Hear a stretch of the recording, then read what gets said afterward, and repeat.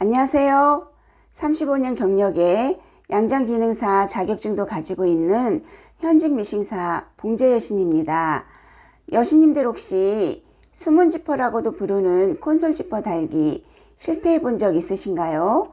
이거 다른 지퍼랑 똑같은 것 같은데도 은근 어려우시죠? 그래서 오늘은 콘솔 지퍼를 달 때 실패하게 되는 원인을 5가지 짚어드릴 거고요. 숨은 지퍼라는 이름값을 하도록 눈에 띄지 않게 감쪽같이 다는 방법을 알려드릴게요. 당신의 콘솔 지퍼가 망하는 이유 5가지. 첫째, 울거나 당긴다. 둘째, 벌어진다. 셋째, 보조개가 패인다. 넷째, 지퍼가 안 올라간다. 다섯째, 대칭이 안 맞는다. 이 5가지 중에서 여러분은 어디에 해당하시나요? 원인을 하나씩 알아보기 전에 간단하게 콘솔 지퍼 다는 방법을 먼저 알려드릴게요. 이해하기 쉽도록 5단계로 나누어 보았습니다. 첫째, 지퍼 다리기. 둘째, 왼오른발 교체하기. 셋째, 위에서 아래로 먼저 달기. 넷째, 좌우 대칭 맞추기. 다섯째, 손잡이 공간 만들기입니다.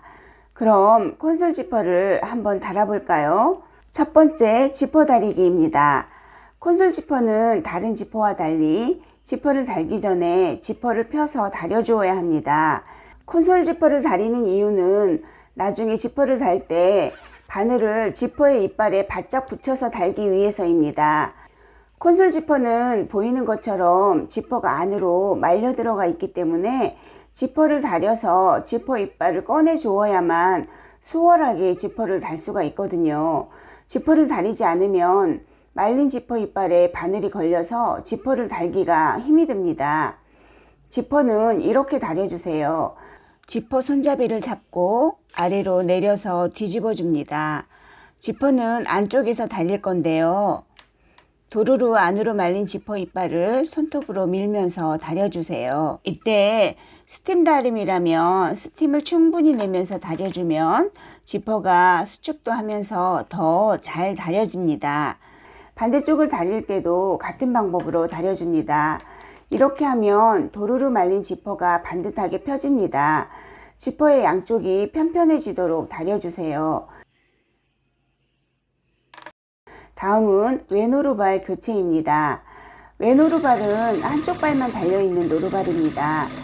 콘솔 지퍼를 달 때는 바늘을 지퍼 이빨에 바짝 붙여서 박음질을 해야 하기 때문에 아예 한쪽 발만 있는 왼오른발을 사용하는 것이 좋아요. 많은 양의 옷을 만들다 보면 지퍼를 다리는 것도 시간이 많이 걸리기 때문에 지퍼를 다리지 않기 위해서 콘솔 지퍼 노루발로 다는 경우도 있어요. 콘솔 지퍼 노루발은 이렇게 생겼는데요. 초보자가 쓰기에는 불편한 점도 있습니다. 노루발 사이에 지퍼 이빨을 끼워서 사용하기도 불편하고요. 지퍼 이빨과 바늘 사이가 한눈에 안 보여서 바느질하기도 불편해요. 또 노루발이 무거워서 신축성이 좋은 원단은 좀 밀리는 경향도 있습니다. 그리고 반대쪽 아래에서 올라오는 방향을 달 때 시작을 하기가 어려울 수도 있어요. 하지만 제가 알려드리는 왼오른발로 다는 방법이 익숙해지시면 콘솔 지퍼 노루발로 다는 것도 편안해지실 거예요. 처음 콘솔 지퍼를 도전하시는 여신님이라면 왼오른발로 다는 걸 추천합니다. 왼오른발을 교체하는 방법은 간단합니다. 바늘대 왼쪽에 있는 노루발 나사를 풀고 노루발을 뺀 뒤에 왼오른발을 끼우고 다시 나사를 잠궈주세요. 3단계는 위에서 아래로 지퍼 달기입니다. 지퍼는 위에서부터 아래로 내려가는 방향으로 달기 시작할 건데요. 어떤 분을 보니까 아래에서부터 지퍼를 달던데 그렇게 하면 2가지 단점이 있습니다. 나중에 반대쪽 지퍼를 달 때 지퍼 끝을 가름솔에 바짝 붙여서 달기가 어렵고요. 또 남은 지퍼에 좌우 길이를 맞추기가 어렵습니다. 그래서 우리는 위에서부터 달아볼게요. 콘솔 지퍼는 반드시 2시접이 갈라지는 가름솔에 달아야 하는데요. 지퍼를 달기 전에 미리 몸판에 지퍼를 달 길이만큼 남겨두고 겉과 겉을 마주보게 2장을 겹쳐서 박아주세요.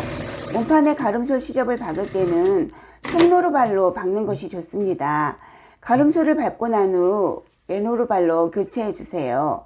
지퍼를 달 때 지퍼 끝을 구부려 보면 딱딱하게 지퍼 이빨이 시작되는 부분이 만져지는데요. 이 부분이 지퍼의 완성선입니다. 여기를 양쪽으로 표시해 놓으면 도움이 되실 거예요. 위에 말랑한 부분은 옷이 완성되는 시접입니다.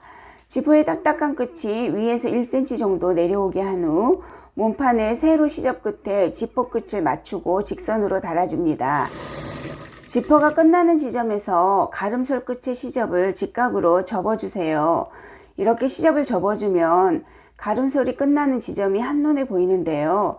가름솔 박음선과 지퍼의 박음선이 일직선으로 만나는 지점에 지퍼 이빨을 살짝 얹어서 딱 거기까지 지퍼를 달아줍니다.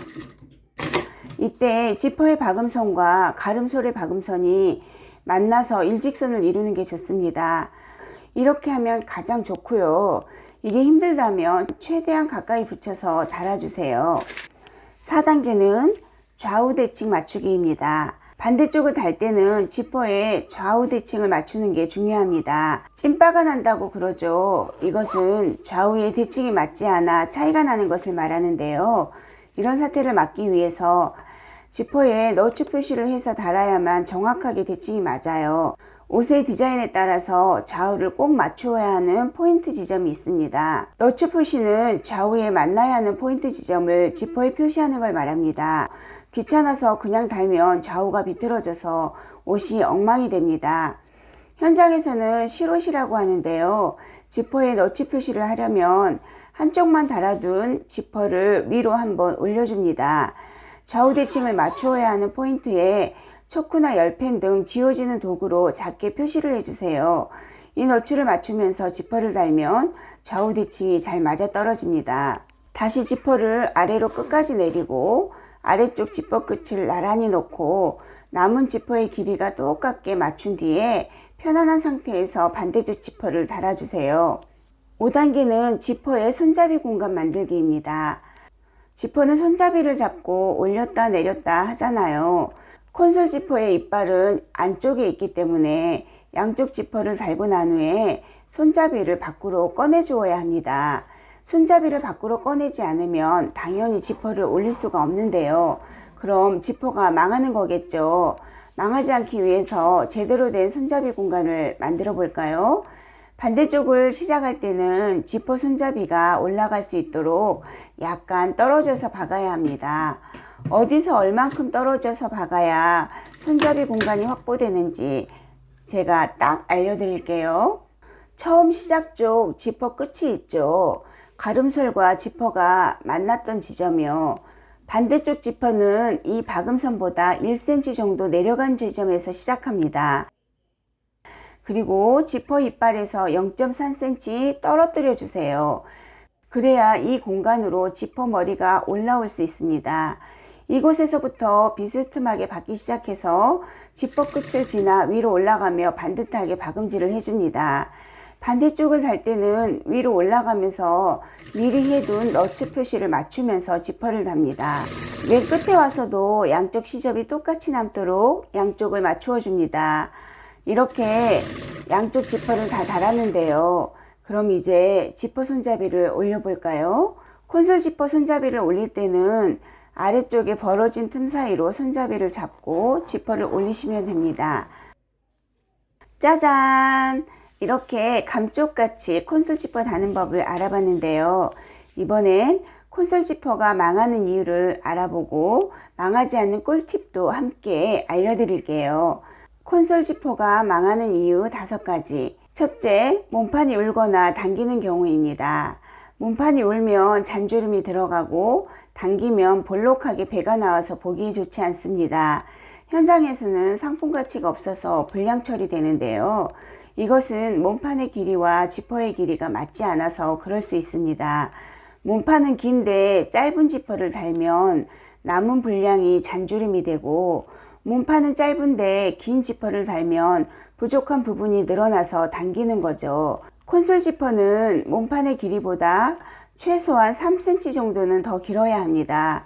예를 들어 몸판에 지퍼를 달 부분이 10cm라면 콘솔 지퍼의 길이는 13cm 이상은 되어야 합니다. 그래야만 지퍼 끝에 손잡이를 올릴 공간이 확보됩니다.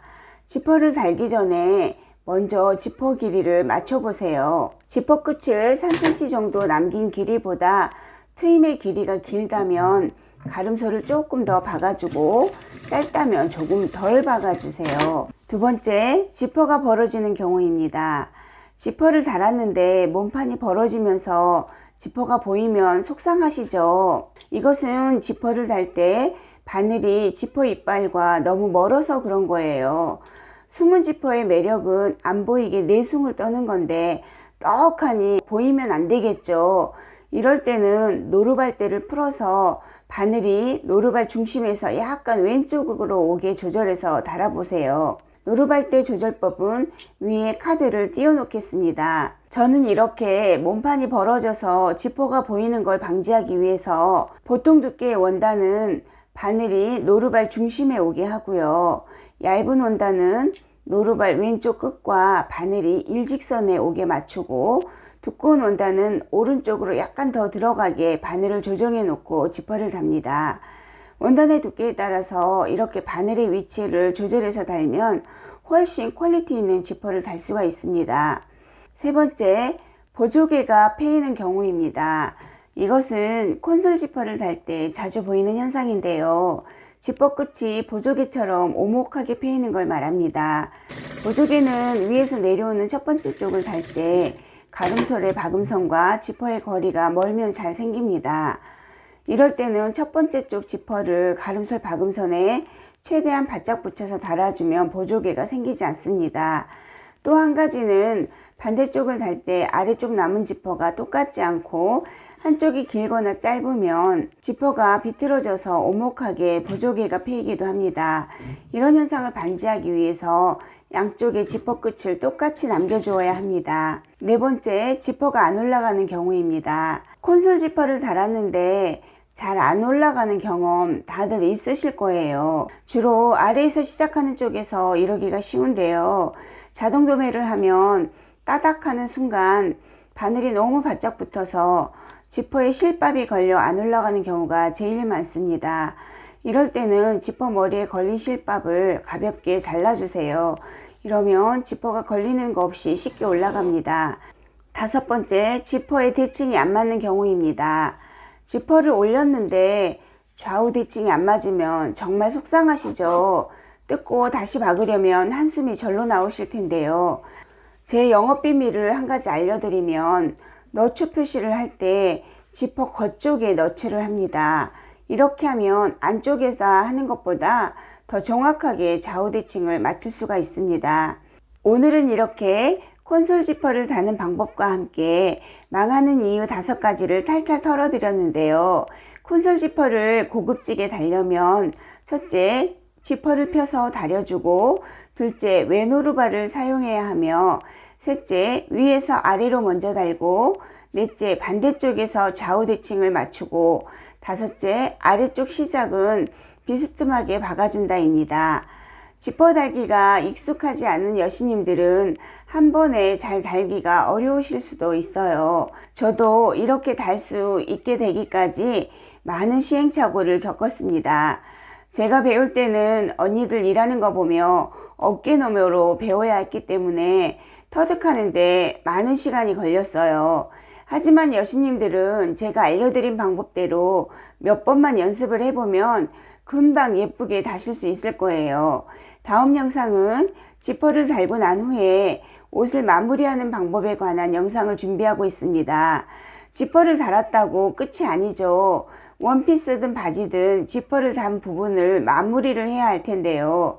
옷을 완성하기 위한 간지나는 끝처리 방법이 궁금하신 여신님들은 기대해 주세요. 끝까지 함께 해주셔서 감사합니다.